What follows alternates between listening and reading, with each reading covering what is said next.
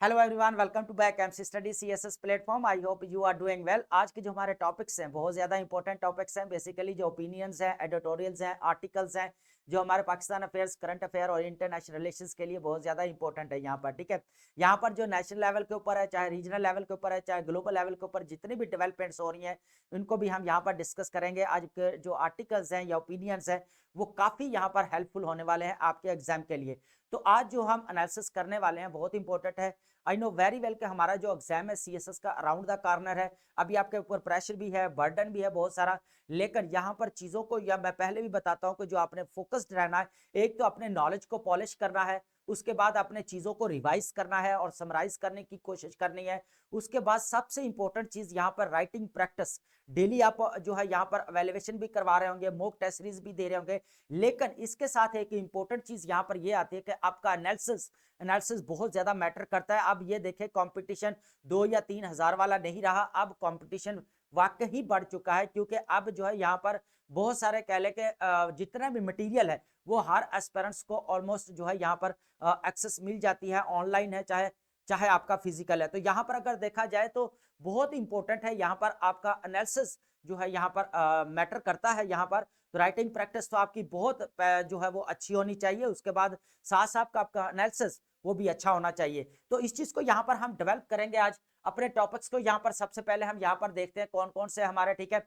सबसे पहले हम जो बात करने वाले, हमारे पास टॉपिक रहेगा gender based violence and women in Pakistan. यहाँ पर अगर देखा जाए प्रीवियस ईयर में हमारे ऐसे का पेपर के अंदर वुमेन इन पाकिस्तान ये ऐसे ऑलरेडी जो है आ चुका है। तो यहाँ पर अगर देखा जाए जेंडर इक्वालिटी को लेकर भी ऐसे आ चुके हैं। तो ये इंपॉर्टेंट है। अभी जो सिनेरियो चेंज होता जा रहा है, पहले तो हम बात करते थे ना कि वर्क प्लेस के ऊपर जो यहाँ पर वुमेन्स को जो है यहाँ पर इश्यूज फेस करना पड़ते हैं, लेकिन अब जो है यहाँ पर tech facilitated gender based violence यहाँ पर बढ़ता जा रहा है। ऑनलाइन यहाँ पर जो है वो कह लें कि यहाँ पर जो है वो कह लें कि हैरेसमेंट वगैरह या बुलिंग या यहाँ पर स्टॉकिंग वगैरह बढ़ती जा रही है। तो ये एक कह लें कि बहुत बड़ा जेंडर बेस्ड वायलेंस है, यहाँ पर टैक फैसिलिटेटेड जिसको बोला जाता है। उसके बाद यहाँ पर हम बात करेंगे यहाँ पर डेंजरस क्लासेस। डेंजरस क्लासेस क्या है, इस चीज को यहाँ पर हम देखने वाले हैं। आपको पता है कि पाकिस्तान अभी मल्टीफेरियस यहाँ पर चैलेंजेस में जो है ट्रैप हो चुका है। तो यहाँ पर अगर देखा जाए इंटरनल एक्सटर्नल सिक्योरिटी के चैलेंजेस बहुत ज्यादा फेस करने पड़ रहे हैं। यहाँ पर अगर देखा जाए पॉलिटिकल इंस्टेबिलिटी आपको नजर आ रही है, यहाँ पर पॉलिटिकल पोलराइजेशन, उसके बाद यहाँ पर इकोनॉमिक यहाँ पर स्टैग्नेशन आपको नजर आती है, यहाँ पर बूम बस्ट साइकिल यहाँ पर आपको नजर आता है। लेकिन यहाँ पर जो पॉपुलेशन, अभी आपको पता रिसेंटली डिबेट में है अभी टॉपिक, ठीक है, यहाँ पर 2 डे समिट भी हुई है। यहाँ पर जो बात की जा रही है कि यहाँ पर पॉपुलेशन को रिड्यूस करना पड़ेगा, क्योंकि नहीं तो अगर देखा जाए 2040 तक जो है 104 मिलियन लोग हो जाएंगे जॉब के लिए। तो अब उनको कहां से हम जॉब देंगे। तो यहाँ पर अगर देखा जाए डेंजरस क्लॉज हम बात कर रहे हैं बेसिकली अनएम्प्लॉयमेंट रेट की। तो अनएम्प्लॉयमेंट यहाँ पर हम इसका एनालिसिस करने वाले हैं, बहुत इंपॉर्टेंट टॉपिक है। उसके बाद यहाँ पर सेंटर और प्रोविंसेस के दरमियान में अभी एक डिबेट चल रही है एनएफसी अवार्ड को लेकर। इस चीज को भी हम नेशनल फाइनेंस कमीशन को लेकर, जो 2009 से चलता आ रहा है, जिसको 15 ईयर्स गुजर चुके हैं। और यहाँ पर अगर देखा जाए कॉन्स्टिट्यूशनल अकॉर्डिंग टू कॉन्स्टिट्यूशन अगर देखा जाए तो हर 5 ईयर्स के बाद यहाँ पे एनएफसी अवार्ड को यहाँ पर थोड़ा रद्दोबदल किया जाता है या चेंज भी किया जाता है। फिर देन जो है यहाँ पर प्रोविंसेस को शेयर किए जाते हैं जितना भी कह लें कि हिस्सा होता है, ठीक है। यहाँ पर अगर देखा जाए तो अभी एनएफसी अवार्ड को यहाँ पर डिस्कशन हो रही है लेकर, जिसमें 6.5 ट्रिलियन डॉलर की रुपीस की बात की जा रही है। उसके बाद इंपोर्टेंट जो रीजनल लेवल के ऊपर डेवलपमेंट्स हो रही है अभी, इस चीज को हम यहाँ पर देखेंगे कि प्यूटन ने अभी इंडिया के अंदर 2 डे का विजिट किया है। यहाँ पर क्या डिस्कशन हुई है, जब से न्यू दिल्ली और वाशिंगटन के हालात जो है जो वो कह ले खराब हुए, तब से जो एकदम से नरेंद्र मोदी की यहाँ पर फॉरेन पॉलिसी चेंज हुई है और उन्होंने जो है यहाँ पर जो कह लें कि अपना मूव किया है वो यहाँ पर रशिया की तरफ किया है। तो इस चीज को यहाँ पर जो है हम एनालाइज करने वाले हैं।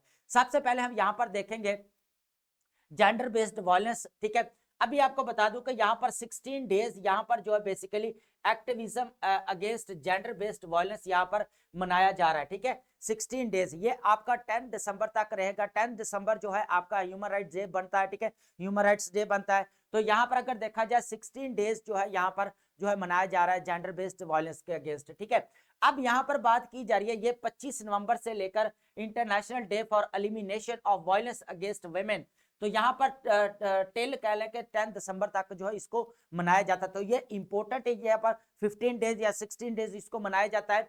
इसके बाद यहाँ पर जो इनका मेन थीम जो रहा है यहाँ पर, तो यहाँ पर unite to end digital violence against all women and girls. तो यहाँ पर डिजिटल वायलेंस को बेसिकली यहाँ पर जो है वो वुमेन्स के अगेंस्ट है या लड़कियों के अगेंस्ट, उसको यहाँ पर रेड्यूस करना है। इसका पर्पज है सबको यूनाइट करके इसको जो है रिड्यूस किया जाए। द ग्लोबल कैंपेन यहाँ पर इसको बोला जाता है, यहाँ पर ग्लोबल कैंपेन होती है यहाँ पर जो ऑलमोस्ट 16 डेज तक यहाँ पर जो जारी रहती है। अब हम बात करेंगे यहाँ पर इन केस ऑफ पाकिस्तान।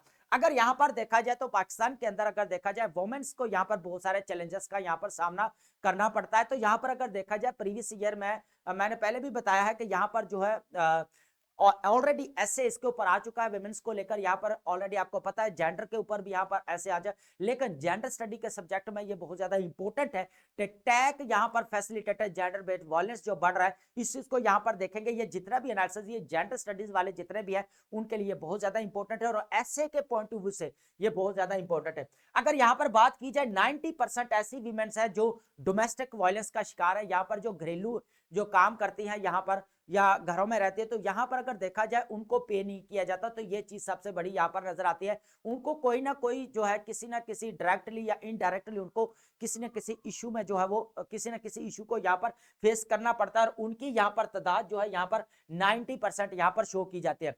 इस तरह 40% अगर देखा जाए वो है वुमेन्स जो उनको जो है यहाँ पर जो ऑनलाइन यहाँ पर देखा जाए डिजिटल हैरेसमेंट का सामना करना पड़ता है और ये एक बहुत बड़ा चैलेंज है, बहुत बड़ा इश्यू है। Pakistani women respondents who reported facing cyber bullying और हरासमेंट ऑनलाइन, ठीक है। यहाँ पर देखा जाए तो साइबर बुलिंग, साइबर स्टॉकिंग, ठीक है, तो ये चीजें यार साइबर जो कह लें कि यहाँ पर हरेसमेंट है यहाँ पर वो बढ़ती जा रही है। Tag facilitated gender based violence इसको बोला जाता है, ठीक है।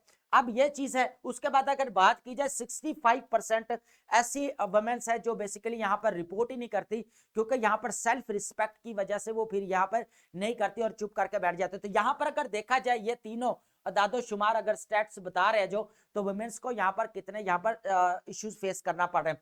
अगर ग्रिम रियलिटी की यहाँ पर बात की जाए ना, अफसुर्दा यहाँ पर बात करेंगे कि हमारे यहाँ जो पाकिस्तान के अंदर कौन कौन से एक्ट पास किए गए हैं, इस चीज को भी हम डिस्कस करेंगे, ठीक है। इसके अंदर ही यहाँ पर ग्रिम रियलिटी की अगर बात करें, अफसुर्दा रियलिटी जो है यहाँ पर, तो यहाँ पर 7,500 अगर देखा जाए विमेन किल्ड इन 2021 टू 2024, ठीक है। तो यहाँ पर अगर देखा 2021 से 2024 इंक्लूडिंग 1553 जो केसेस ऐसे हैं जो ऑनर किलिंग में यहाँ पर नजर आए हैं, ठीक है। उसके बाद अगर यहाँ पर बात की जाए 32,617 केसेस ऐसे हैं जो जेंडर बेस्ड वायलेंस रिपोर्ट हुए हैं 2024 के अंदर, जो जिसके अंदर जो है काफी बड़े जो है यहाँ पर चीजें शामिल की, जिसके अंदर किडनैपिंग है, रेपिंग है, हैरेसिंग है, ये सारे केसेस के अंदर आते हैं। 5,339 के रेप केसेस यहाँ पर नजर आते हैं, ठीक है। उसके बाद 0.5% को यहाँ पर पनिशमेंट दी गई। उसके बाद यहाँ पर अगर देखा जाए 3171 यहाँ पर जो है वो tag facilitated gender based violence यहाँ पर रिपोर्ट्स हुई हैं, जिनमें से जो है अगर बोला जाए तो 1772 जो है यहाँ पर जो विमेन ने यहाँ पर जो है रिपोर्ट करवाई है। उसके बाद अगर बात की जाए यहाँ पर, तो ये डिजिटल राइट्स फाउंडेशन के अकॉर्डिंग बात की जा रही है। अगर आप यहाँ पर बात करें डिसमेली अगर बात की जाए यहाँ पर low 0.5% for rape and honour killings, 0.1% for abduction and 1.3% for domestic violence, ठीक है। एक्सपोजिंग डीप सिस्टमिक फेलियर्स, तो ये बहुत ज्यादा बड़ा यहाँ पर रेट बढ़ता जा रहा था, इसको यहाँ पर रिड्यूस करना पड़ेगा। लेकिन अगर लीगल फ्रेमवर्क की बात की जाए पाकिस्तान के अंदर, तो लीगल फ्रेमवर्क कौन कौन से, इस चीज को यहाँ पर देखते हैं।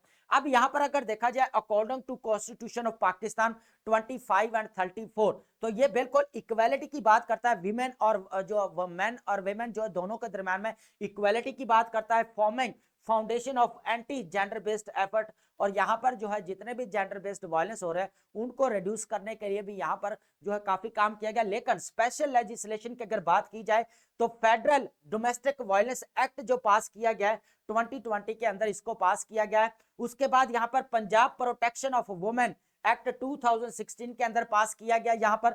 उसके बाद यहाँ पर पीका का, अब यू नो वेरी वेल पीका के जो है यहाँ पर आपको पता है कि ये जो एक्ट पास किया गया 2016 के अंदर, prevention of electronic crime act basically, तो यहाँ पर ये चीज है। उसके बाद अगर देखा जाए इंटरनेशनल ऑब्लिगेशन की अगर बात की जाए, तो यहाँ पर अगर जेंडर स्टडी के हम पढ़ते हैं तो इसके अंदर हमारा टॉपिक हमेशा हम यहाँ पर बात करते हैं universal declaration of human rights का चार्टर को भी डिस्कस करते हैं, सीडा को डिस्कस करते हैं, जिसका मतलब होता है यूएन डिक्लेरेशन और elimination of violence against women and sustainable जो डेवलपमेंट गोल जो 5 नंबर है वो जेंडर इक्वालिटी को यहाँ पर रिप्रेजेंट करता है। तो यहाँ पर देखा जाए तो पाकिस्तान के अंदर हमें देखने को मिलता है कि टैग फैसिलिटेटेड यहाँ पर जेंडर बेस्ड वायलेंस बढ़ता जा रहा है, तो इसको यहाँ पर रिड्यूस करना पड़ेगा। अब इनको रिड्यूस कैसे किया जा सकता है, यहाँ पर एजुकेशन को प्रमोट तो किया जा रहा है, लेकिन जो प्रॉपर यहाँ पर जो स्पेशल लेजिस्लेशन हुई है उनकी यहाँ पर इंप्लीमेंटेशन होना जरूरी है, ताकि ये जितने भी इश्यूज हैं विमेन्स को फेस किए जा रहे हैं, जो विमेन फेस कर रही है उनको खत्म किए जाने चाहिए, क्योंकि हमारा कॉन्स्टिट्यूशन भी हमारी इस चीज की इजाजत देता है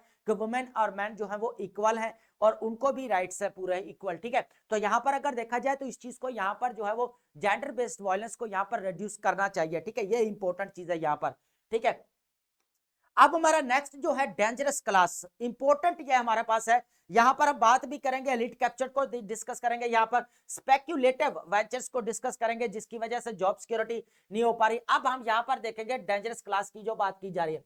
पहले मैंने इसके ऊपर ओवरव्यू बड़ा अच्छा दिया है आपको कि पॉपुलेशन का यहाँ पर जो बढ़ती जा रही है, उसके साथ साथ जो यूथ है वो आपका 65% है, 60 to 65% आपका कवर करता है। तो अगर एनुअली देखा जाए तो 40 to 50 लाख लोग जो है यहाँ पर जो है वो इंक्लूड हुआ है। अगर पॉपुलेशन ग्रोथ की बात की जाए तो 2.4% जो है वो एनुअली ग्रोथ है यहाँ पर। ठीक है, लेकिन यहाँ पर इशू क्या आ रहा है, 2.4 जो परसेंट यहाँ पर ग्रोथ नजर आती है।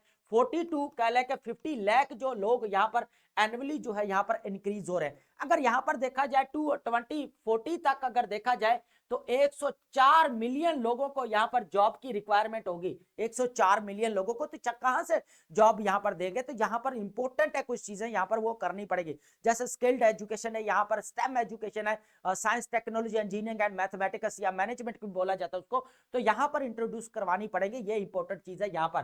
तो यहाँ पर अगर देखा जाए सबसे बड़ा अगर देखा जाए अनएम्प्लॉयमेंट रेट को डिस्कस करने वाले हमारे लेबर फोर्स के अकॉर्डिंग हम यहाँ पर इसको डिस्कस करेंगे उनकी सर्वे के अकॉर्डिंग। ठीक है, अगर देखा जाए तो 7.1% जो है यहाँ पर अभी अनएम्प्लॉयमेंट रेट चल रहा है पाकिस्तान के अंदर, जिसके अंदर देखा जाए तो 6 मिलियन यहाँ पर 60 लाख लोग जो है यहाँ पर जो है इसके अंदर शामिल है। कितने बनते हैं, 60 लाख लोग जो है वो बात की जा रही है। Stats believed to be significant understatement. ठीक है, अनएम्प्लॉयमेंट सर्च अगर बात की जाए 30% बढ़ा है। अगर 2021 से बात की जाए तो 30% इसका बढ़ा है, इंक्रीज हुआ है, और इसकी जो तादाद बनती है 1.5 मिलियन, ऑलमोस्ट 15 लाख लोग जो है यहाँ पर इंक्रीज हुआ है। उसके बाद अगर यूथ की बात करें, अगर यूथ जो है यहाँ पर अगर देखा जाए जो 15 से 24 साल की एज के अंदर है तो वो 13% है, और वो कितना यहाँ पर देख ले के 23 मिलियन यहाँ पर जो है समझ ले कि वो इंक्लूड होते हैं यहाँ पर। तो एवरी ईयर अगर देखा जाए 180 मिलियन, 250 मिलियन में से 180 मिलियन वो लोग हैं जो वर्किंग एज वाले हैं। ठीक है, जो काम करते हैं यहाँ पर, तो यहाँ पर ये चीज है। उसके बाद अगर बात की जाए थर्ड अगर देखा जाए तो वुमेन्स यहाँ पर वर्किंग कर रही है, लेकिन इनफॉर्मल सेक्टर्स के अंदर ये काम कर रही है। तो यहाँ पर अगर देखा जाए एम्प्लॉयमेंट रेट तो बहुत ज्यादा है। उसके बाद अगर यहाँ पर देखा जाए 15% अगर गिग इकोनॉमी रिलायंस की बात की जाए तो 15% of women and 10% of man जो है इसके ऊपर जो सेकेंडरी यहाँ पर बात की जाए gig work for secondary income जो जाहिर करती है यहाँ पर। तो अनएम्प्लॉयमेंट रेट यहाँ पर चेक करें कि किस तरह जो है आपको बढ़ता हुआ नजर आ रहा है। तो यहाँ पर बहुत सारी रीजंस है। देखिए इकोनॉमिक क्राइसिस, स्टैग्नेशन चल रहा है, इकोनॉमिक क्राइसिस है आपका, या पॉलिटिकल स्टेबिलिटी है, गवर्नेंस यहाँ पर वीकनेसेस नजर आती है यहाँ पर। उसके बाद यहाँ पर जो जुडिशियल सिस्टम है उसके ऊपर भी काफी जो है यहाँ पर तहफुजात। तो यहाँ पर अगर देखा जाए इंटरनल सिक्योरिटी चैलेंजेस बहुत सारे, रिलीजियस एक्सट्रीमिज्म है, या आपका टेररिज्म है, टेररिस्ट अटैक्स है, क्रॉस बॉर्डर एरियाज है। तो यहाँ पर देखा जाए ये बहुत बड़े इश्यूज है और चैलेंजेस है जो फेस किए जा रहे हैं पाकिस्तान के द्वारा। ठीक है, अगर यहाँ पर देखा जाए पॉपुलेशन ग्रोथ है, पॉवर्टी रेट बढ़ता जा रहा है, क्वालिटी की एजुकेशन जो वो डाउन होती जा रही है, क्वांटिटी बढ़ती जा रही है, क्वालिटी के ऊपर कॉम्प्रोमाइज होता जा रहा है। तो यहाँ पर देखना पड़ेगा, यहाँ पर क्वांटिटी को मेन बढ़ाने की बजाय अगर क्वालिटी को मेंटेन किया जाए ना, क्वालिटी को बढ़ाया जाए, तो स्टेम एजुकेशन के जरिए, किसके जरिए, बेसिकली स्टेम एजुकेशन के जरिए जो है यहाँ पर बढ़ाया जाना चाहिए। साइंस, टेक्नोलॉजी, इंजीनियरिंग, मैनेजमेंट या मैथमेटिक्स को यहाँ पर इंक्लूड करना चाहिए इंस्टीट्यूशंस के अंदर, ताकि यहाँ पर स्किल्ड लेबर यहाँ पर जो है वो प्रोड्यूस हो। तो ये इंपॉर्टेंट चीज है यहाँ पर, ठीक है। अब हम यहाँ पे थोड़ा सा एलीट कैप्चर, अभी देखें पूरा रिसोर्सेज के ऊपर जितना भी देखे थे तो सारा किसका कंट्रोल अगर नजर आता है, यहाँ पर हिस्ट्री पूरी भरी पड़ी अगर देखा जाए तो यहाँ पर एलीट कैप्चर इंटरेस्ट यहाँ पर नजर आता है। स्टेट पॉलिसी जो भी बनाई जाती है तो यहाँ पर अगर देखा जाए तो निपोटिज्म या फेवरेटिज्म नजर आती है, सेल्फ इंटरेस्ट यहाँ पर नजर आता है। तो इसकी वजह से भी यहाँ पर जो जॉब क्रिएशन होनी चाहिए वो नहीं हो। ऑब्सेशन विद स्पेक्यूलेटिव वेंचर्स की अगर बात की जाए, focus on geo strategic rents है, रिसोर्स एक्सट्रैक्शन की बात है, स्पेक्यूलेटिव फाइनेंस है, क्रिप्टो है, रियल एस्टेट है, diverting attention from job creation. अब ये वो चीज है जो डाइवर्ट कर रहे हैं जॉब क्रिएशन से, ठीक है। तो इस सारी बहुत सारी चीजें हैं जो यहाँ पर फेस की जा रही है, इनको यहाँ पर टाइमली एंड करना पड़ेगा, खत्म करना पड़ेगा, यहाँ पर स्टेम एजुकेशन को लेकर आना पड़ेगा। यहाँ पर क्या है, शॉर्ट टर्म अगर लोन दिए जाए जितने भी यूथ है, अगर नो डाउट बहुत सारे ऑलरेडी जो है वो प्लान चल रहे हैं, लैपटॉप स्कीम्स है हमारे ऑलरेडी जो है यहाँ का काफी जो है यहाँ पर नौजवान स्कीम जो है यहाँ पर चल रहे, लेकिन इनको जो प्रॉपर इंप्लीमेंटेशन अगर हो जाए तो ये वेल एंड गुड बात है, ठीक है। उसके बाद अगर यहाँ पर देखा जाए तो जितने भी कह लें कि अगर जॉब लोग जो है यहाँ पर जॉब सीकर की बजाय जॉब गिवर बने, तो यहाँ पर जो मेन चीज है यहाँ पर स्किल्ड लेबर यहाँ पर प्रोड्यूस करना, ठीक है। जितनी ज्यादा स्किल्ड होगी उतने ज्यादा यहाँ पर इंपॉर्टेंट होगा, ठीक है। लेकिन अगर यहाँ पे साथ साथ अगर बात की जाए सेल्फ इंडिपेंडेंस बिजनेस, अगर जो है इनके ऊपर थोड़ा सा कह लें फ्रेंडली अगर इन्वायरमेंट क्रिएट किया जाए तो ये भी काफी फायदा हो सकता है, ठीक है। यहाँ पर तो पाकिस्तान की इकोनॉमी में भी ये बहुत ज्यादा हेल्पफुल हो सकता है, ठीक है। उसके बाद हम बात करते हैं, नेक्स्ट हमारे पास रहेगा सेंटर वर्सेस यहाँ पर अभी जो डिबेट चल रही है, आपको पता है यहाँ पर 7th अमेंडमेंट चल रही है, अब सॉरी यहाँ पर 7 वही बात पढ़ पढ़ के हमारे जहन में, लेकिन यहाँ पर जो 7th NFC अवार्ड जो यहाँ पर चल रहा है, यहाँ पर 7th जो 2009 से जो है बेसिकली यहाँ पर चल रहा है और 2010 में इसको दिया गया, तो लेकिन आज इसको 15 इयर्स गुजर चुका है। लेकिन अगर कॉन्स्टिट्यूशन देखा जाए तो ये जो है यहाँ पर 5 इयर्स तक इसकी जो लिमिट होती है यहाँ पर, लेकिन अभी भी जो इसको 15 इयर्स गुजर चुका है वही चल रहा है। लेकिन अभी 11th नेशनल फाइनेंस कमीशन को लेकर यहाँ पर डिस्कस चल रही है। तो यहाँ पर अगर देखा जाए फेडरल लेवल के ऊपर और प्रोविंशियल लेवल के ऊपर एक डिबेट सामने आती है कि यहाँ पर क्या प्रोविंस जितने भी एक्सपेंडिचर्स है क्या फेडरल उनके बारे में पूछ सकता है, एक तो ये डिबेट है। दूसरा ये है कि प्रोविंसेस यहाँ पर जो है वो फेडरल से पूछ सकते हैं, क्योंकि फेडरल सिस्टम के अंदर क्या होता है, फेडरल सिस्टम के अंदर जो बेसिकली आपका नेशनल और रीजनल गवर्नमेंट्स जो है उनका आपस में कोलैबोरेशन होता है, मिलकर जो है फेडरल सिस्टम बनता है। यहाँ पर चाहे आपका स्टेट्स हो चाहे आपका रीजनल लेवल के ऊपर प्रोविंसेस हो, वो फेडरल के साथ मिलकर काम करता है, इक्वल होता है। ये नहीं है कि वो उससे अबव है, वो उससे जो है अबव है, इक्वल है, क्योंकि फेडरल सिस्टम है जो है वो इक्वालिटी यहाँ पर नजर आती है। तो यहाँ पर अगर एक चीज देखी जाए तो क्या फेडरल जो है वो प्रोविंसेस के एक्सपेंडिचर्स के बारे में जवाबदेह है, वो पूछ सकती है, प्रोविंसेस जवाबदेह है फेडरल को, या फेडरल जवाबदेह है प्रोविंसेस को अपने एक्सपेंडिचर्स को लेकर। अब यहाँ पर यह भी बात की जा रही है कि जो एक्सपेंडिचर्स भी यहाँ पर डिवाइड करना पड़ेंगे, सूबों को देने चाहिए यहाँ पर। उसके बाद यहाँ पर बात की जा रही है रेवेन्यू मोबिलाइजेशन की बात की जाए तो यहाँ पर 5% जो है टारगेट किया जा रहा है कि हम 5% यहाँ पर जीडीपी ग्रोथ लेकर आएंगे। उसके बाद अगर जिसके जो यहाँ पर एनुअली जो बनता है 6.5 ट्रिलियन रुपीस यहाँ पर बनता है। फेडरल टैक्स की बात की जा रही है, अगर बोर्ड रेवेन्यू की बात की जाए, यहाँ पर एफबीआर की बात की जाए, तो उन्होंने यहाँ पर फोकस किया, यहाँ पर 3.5% फ्रॉम करंट 10% ओवर 3 इयर्स, ठीक है। उसके बाद अगर बात की जाए यहाँ पर प्रोविंशियल कंट्रीब्यूशन, प्रोविंसेस के दरमियान में ये बात हो रही है, यहाँ पर जोर दिया जा रहा है कि आप सेल्स टैक्स के ऊपर और एग्रीकल्चर सेक्टर से यहाँ पर पैसा जो है एक्सट्रैक्ट करें, रेवेन्यू यहाँ पर कलेक्ट करें, ठीक है। यहाँ पर अगर देखा जाए बूस्टर 3% यहाँ पर कॉन्ट्रीब्यूशन, कॉन्स्टिट्यूशनल डिबेट अगर बात की जाए तो 160 आर्टिकल जो है एनएफसी अवार्ड को यहाँ पर डील करता है। इसके अकॉर्डिंग जो है यहाँ पर सिंध के जो कह लें कि यहाँ पर सीएम है, चीफ मिनिस्टर, उनका कहना यह है कि अगर प्रोविंसेस के एक्सपेंडिचर चेक करने हैं जो करने, तो वेबसाइट्स के ऊपर पूरा डाटा यहाँ पर दिया गया, तो आप देख सकते हैं। तो यहाँ पर अगर देखा जाए तो अब ये एक डिबेट चल रही है एक्सपेंडिचर्स को लेकर प्रोविंसेस लेवल के ऊपर और फेडरल लेवल के ऊपर के रिड्यूस करने चाहिए या इनको भी शेयर करना चाहिए। लेकिन एक बात यहाँ पर सामने नजर आई है कि जो आपका 5.7% जो आपका जो प्रोविंसेस को जो जाता है, क्या इसमें कोई रिडक्शन होगी यहाँ पर? तो यहाँ पर अभी तक यही बात की जा रही है कि इसके अंदर कोई जो है वो रिडक्शन नहीं नजर आ रही। लेकिन यहाँ पर जो एक्सपेंडिचर्स को लेकर बात की जा रही है, टैक्स कलेक्शन की बात की गई है, यहाँ पर इंस्टीट्यूशंस को स्ट्रेंथन करने की बात की गई है कि वो रेवेन्यू यहाँ पर जनरेट करें, रेवेन्यू को यहाँ पर कलेक्ट करें। तो अभी ये मीटिंग जो है अभी 7 ग्रुप्स की यहाँ पर जो है वो कह ले के यहाँ पर ग्रुप्स बना दिएंगे, वो इसके ऊपर काम कर रहे हैं। लेकिन इसके जो नेक्स्ट अगर मीटिंग होती है तो वो आपके जो यहाँ पर देखा जाए तो जनवरी के अंदर फिक्स हो सकती है। लेकिन यहाँ पर 7 वर्किंग ग्रुप्स की बात की है यहाँ पर, ठीक है। उसके बाद यहाँ पर केपीके का अगर बात की जाए तो यहाँ पर बात की गई कि जो डिस्ट्रिक्ट यहाँ पर मर्ज हुआ है उनके लिए भी यहाँ पर जो है हमें जो है वो देना पड़ेगा share. No provincial share addiction, कोई भी इसके अंदर कमी नहीं आएगी। नेक्स्ट मीटिंग जो है वो जनवरी 8 to 15 के अंदर यहाँ पर फिक्स की गई है, ठीक है। अगर यहां पर देखा जाए एनएफसी अवार्ड को लेकर अभी काफी जो है यहाँ पर डिबेट चल रही है। ये इंपॉर्टेंट क्वेश्चन है, यहाँ पर बहुत इंपॉर्टेंट है, आपको हिस्टोरिकल बैकग्राउंड इसका पता होना चाहिए। जैसे 26th अमेंडमेंट है, 27th अमेंडमेंट है, उसके बाद फेडरल सिस्टम को लेकर, उसके बाद प्रोविंशियल ऑटोनॉमी की बात की जा रही है, उसके बाद यहाँ पर जो गवर्नर राज की बात की जा रही है, गवर्नर रूल की बात की जा रही है, जुडिशरी के ऊपर लेकर यहाँ पर डिवीजन जो हुई है, इस चीज को लेकर यहाँ पर पाकिस्तान अफेयर के अंदर या करंट अफेयर के अंदर यहाँ पर क्वेश्चन पूछा जा सकता है। लेकिन आपने बैलेंस अप्रोच के साथ यहाँ पर क्वेश्चंस को टैकल करना है, ठीक है।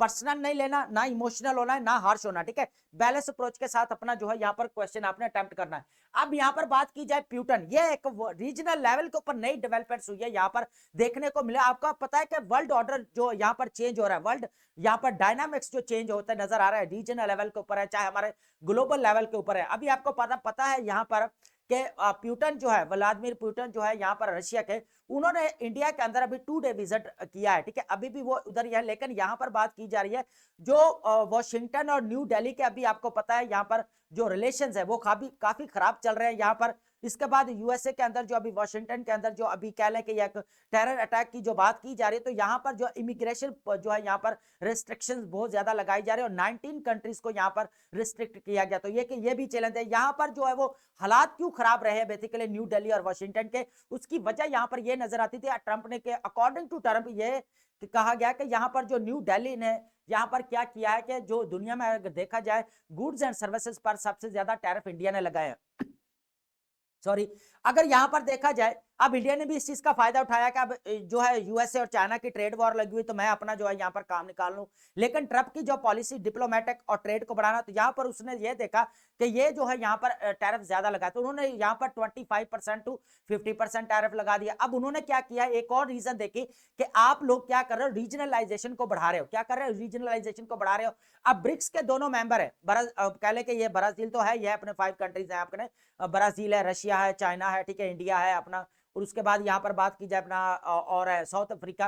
तो ये 5 कंट्रीज मिलकर यहाँ पर ब्रिक्स बनाते हैं। तो ये फोकस किस चीज है, मल्टीलैटरल सिस्टम को यहाँ पर जो है वो इंट्रोड्यूस करवा रहे हैं, उनको बिल्ड कर रहे हैं। उसके बाद अगर यहाँ पर देखा जाए रीजनलाइजेशन के ऊपर ज्यादा फोकस की जा रही है, रीजनल कनेक्टिविटी के ऊपर ज्यादा फोकस किया जा रहा है, उसके साथ डीडॉलराइजेशन की बात की जा रही है। तो यहाँ पर अगर देखा जाए, बताने वाला था जो वॉशिंगटन को जो तहफुजात यहाँ पर देखा जाए ट्रंप को यहाँ पर कि इंडिया जो है जो ऑयल परचेज कर रहा है रशिया से कर रहा है, जबकि हम तो रशिया के ऊपर सैंक्शंस लगा रहे हैं, तो इंडिया क्यों यहाँ पर कर रहा है। इंडिया तो हमारा अलायंस है, हमारे साथ है, क्योंकि इंडिया को हमेशा यूएसए ने काउंटर बैलेंस के लिए रखा हुआ था, यहाँ पर किसके, चाइना के। तो यहाँ पर देखा जाए तो अभी दोनों के हालात जो खराब हुए हैं, तो यहाँ पर नरेंद्र मोदी की जो फॉरेन पॉलिसी है वो एकदम से चेंज हुई है और उसने मॉस्को की तरफ यहाँ पर रुख किया है, मूव किया, और रशियन जो यहाँ पर प्यूटन है उनके साथ यहाँ पर मुलाकात किया। और अभी देख ले 2022 के बाद जो जब से अटैक हुआ है यूक्रेन के अंदर, उसके बाद से ये पहला विजिट है प्यूटन का जो यहाँ पर इंडिया के अंदर वो कर रहे हैं, ठीक है। तो यहाँ पर अगर देखा जाए तो यहाँ पर रीजनल लेवल के ऊपर एक नई डेवलपमेंट्स हो रही है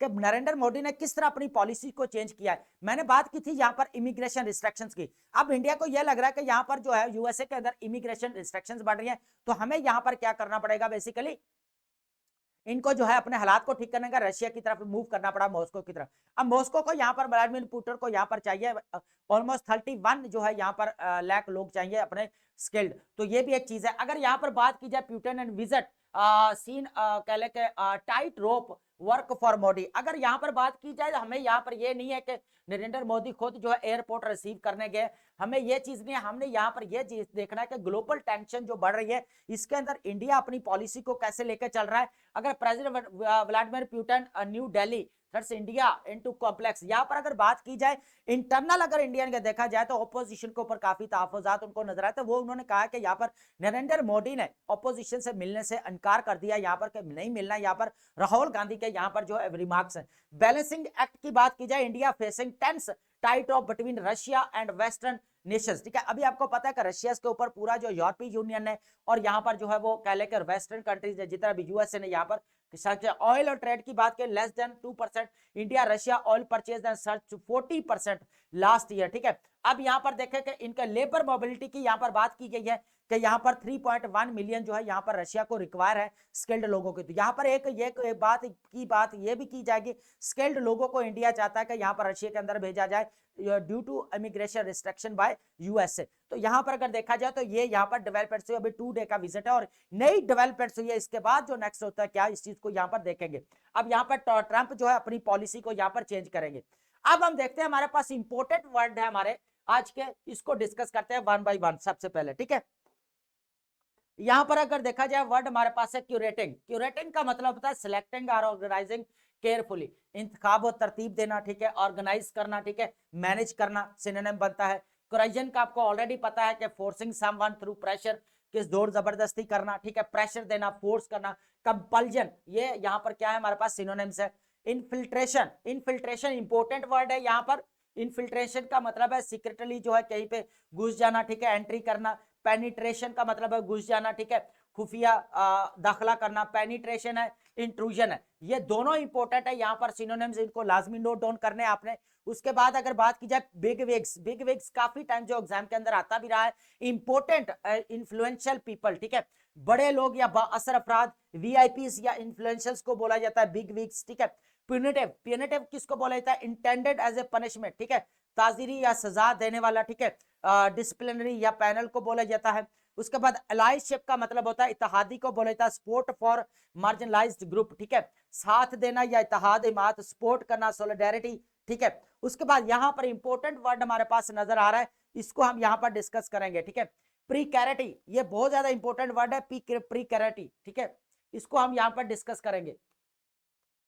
प्रीकैरिटी का मतलब होता है यहाँ पर इनसिक्योरिटी या इंस्टेबिलिटी। आप इंस्टेबिलिटी को अगर आप छोड़कर प्रीकैरिटी के वर्ड को यूज करें तो ये राइटिंग प्रैक्टिस के अंदर या राइटिंग स्किल के अंदर आपकी एक नई वोकैब यहाँ पर शामिल हो। गैर यकीनी अदम इस्तेकाम की बात करें, यहाँ पर इंस्टेबिलिटी या इनसिक्योरिटी की बात की जाती है।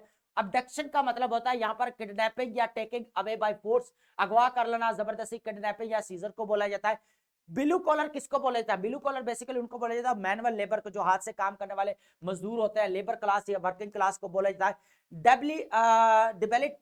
डिबेलिटेटिंग का क्या मतलब, डिबेलिटेटिंग बहुत ज्यादा इंपॉर्टेंट वर्ड है, वीकनिंग या मेकिंग पावरलेस, ठीक है। यहाँ पर अगर देखा क्या करता है, यहाँ पर मफलूज कर देना किसी को या कमजोर, वीकनिंग कर देना, क्रिपलिंग, ये दोनों ही। क्रिपलिंग ऑलरेडी हम राइटिंग स्किल में यूज करते हैं, डेबिलिटेटिंग को लाजमी आपने यहाँ पर नोट करना। उसके बाद यहाँ पर बात की जाए एक्सट्रैक्शन, एक्सट्रैक्शन का मतलब होता है निकालना, रिमूव करना, पुलिंग आउट, ठीक है, निकालना, रिमूवल या विदड्रॉयल, ठीक है। उसके बाद यहाँ पर वर्ड हमारे पास ब्रुस्क, ब्रुस्क यहाँ पर आपको ऑलरेडी पता है सीएसएस के अंदर यहाँ पर आ चुका है, यहाँ पर ब्रस्क, ठीक है। अब ब्रस्क का मतलब होता है यहाँ पर र्यूड या अब्रप्ट मैनर, दस्त या रूखा, अब्रप्ट या ब्लंट, ये आपका सीएसएस के अंदर आ चुका है वर्ड, बहुत इंपॉर्टेंट है, ठीक है। उसके बाद अगर बात की जाए क्लैस्पिंग, क्लैस्पिंग का मतलब है होल्डिंग टाइटली, ठीक है, मजबूती से पकड़ना, ग्रिपिंग, होल्डिंग को बोला जाता है। टेमली, टेमली इंपॉर्टेंट है यहाँ पर विदाउट असिस्टेंस या सबमिसिवली, ठीक है, फर्माबरदारी से या बेमुजामत है। मीकली भी बोला जाता है। उसके बाद सबमिसिव, मीक, मीक से बना है मीकली, ठीक है। उसके बाद अगर ड्रास्टिक, ड्रास्टिक से निकला ड्रास्टिकली, तो सवेयरली बोला जाता है, खतरनाक, डरावना किस्म का, एक्सट्रीम लेवल का, ठीक है, सवेयरली या एक्सट्रीमली, ठीक है। उसके बाद वुपिंग, वुपिंग का मतलब है जाइगेनेटिक, ठीक है, बहुत बड़ा, वेरी लार्ज, ठीक है। उसके बाद है यहाँ पर ह्यूज, इनॉर्मस, ठीक है, बहुत ज्यादा। लीन आपको ऑलरेडी पता है, कमजोर को thin, having little extra, trivial को बोला जाता है स्लिम या थिन को बोला जाता है। ये इंपॉर्टेंट वर्ड है, यहाँ पर हमें राइटिंग प्रैक्टिस के अंदर भी यूज करते हैं। कुछ वर्डिंग की ना वोकैब की वेरिएशन लेकर आया करें, ताकि क्योंकि हर एस्पिरेंट्स एक ही वोकैब को यूज कर रहा होता है। ये एकेडमिक राइटिंग के अंदर थोड़ी बहुत आपने वोकैब यहाँ पर जो है वो लाजमी यूज करनी है, ठीक है।